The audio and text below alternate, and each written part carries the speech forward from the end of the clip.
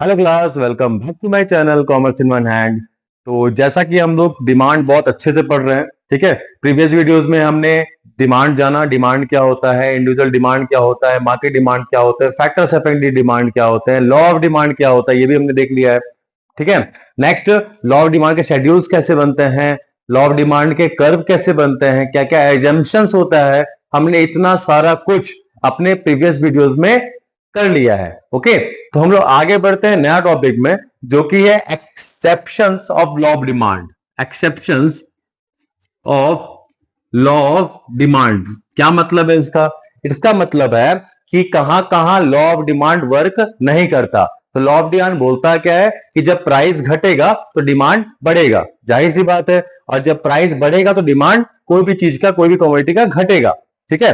तो ये हम लोग को लॉ ऑफ डिमांड बोल रहा है। तो आगे हम लोग देखते हैं कहां कहां ये लॉ काम नहीं करता है, ठीक है। सबसे इंपॉर्टेंट, ये इंपॉर्टेंट टॉपिक भी है, 4 मार्क्स के एग्जाम में पूछे जाते हैं ये जनरली। ओके, तो इसका पॉइंट्स वाइज देखते हैं कि क्या क्या एक्सेप्शन बन सकता है। जैसे कि पहला पॉइंट हो गया गिवन गुड्स। पहला पॉइंट क्या हो गया? गिवन गुड्स, ठीक है। गिवन गुड्स क्या होता है? एक तरह का ये इंफीरियर गुड्स है, एक तरह का ये इंफीरियर गुड्स है, मतलब लो क्वालिटी गुड्स है, ठीक है। ये सिचुएशन अराइज कब होता है? एक्चुअली ये कोई गुड्स होता नहीं है, ये एक तरह से बनाया हुआ गुड्स है। इट मीन्स कि जैसे कि अगर कोई कंज्यूमर है, वो रेगुलर बेसिस पे कोई कमोडिटी कंज्यूम कर रहा है, तो कुछ हद के बाद, कुछ टाइम के बाद वो उसके लिए इंफीरियर बन जाता है, वो उसके लिए एक इंफीरियर बन जाता है। इसीलिए जब उसका प्राइस और घट भी जाए तब भी लोग उसको कंज्यूम करना नहीं चाहते हैं। ओके, इसी को बोला गया गिवन गुड्स या गिवन पैराडॉक्स। ओके, एक सिनेरियो है, एक सिचुएशन है जहां पे गुड्स अपने आप ज्यादा कंजप्शन की वजह से वो इंफीरियर हो जाता है, ठीक है। उस सिचुएशन को बोलते हैं गिवन गुड्स। एक तरह का इंफीरियर गुड्स है जहां पे जब प्राइस घट भी रहा है उस गुड्स का, तब भी लोग उसको कंज्यूम करना नहीं चाह रहे हैं, तो उसका डिमांड भी एक तरह से घट जा रहा है। ओके, ये हो गया आपका गिवन गुड्स। दूसरा आ गया आपका status symbol goods. Status symbol goods अब क्या हो गए ये?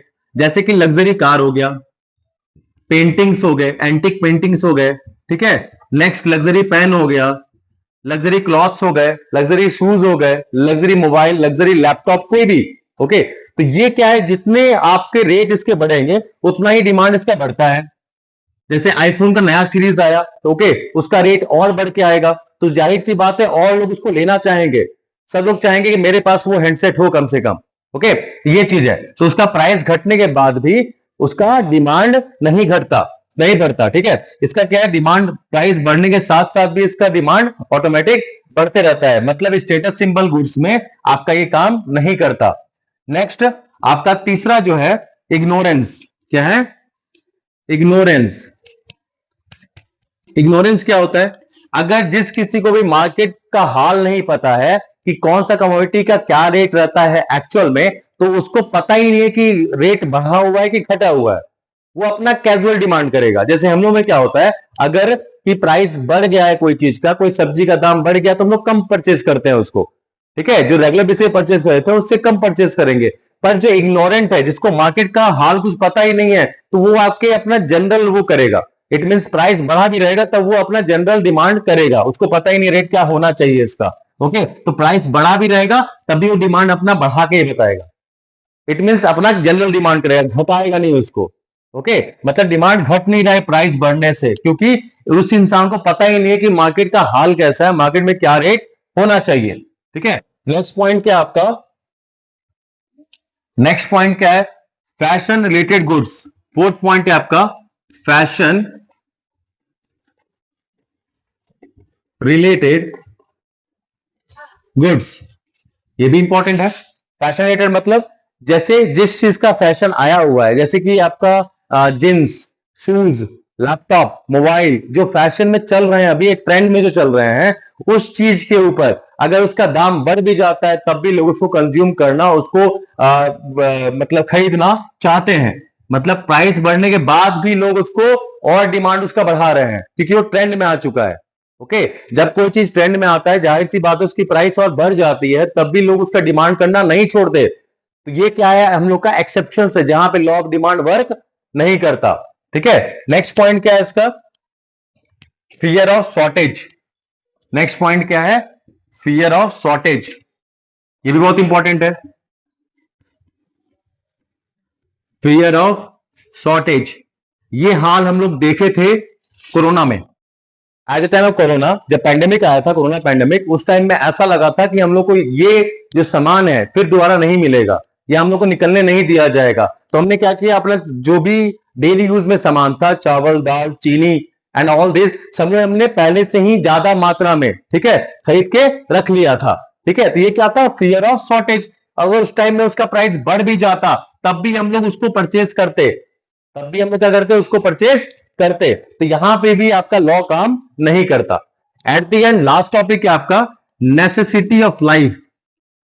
Necessity of life, for example medicine सबसे इजी एग्जाम्पल है।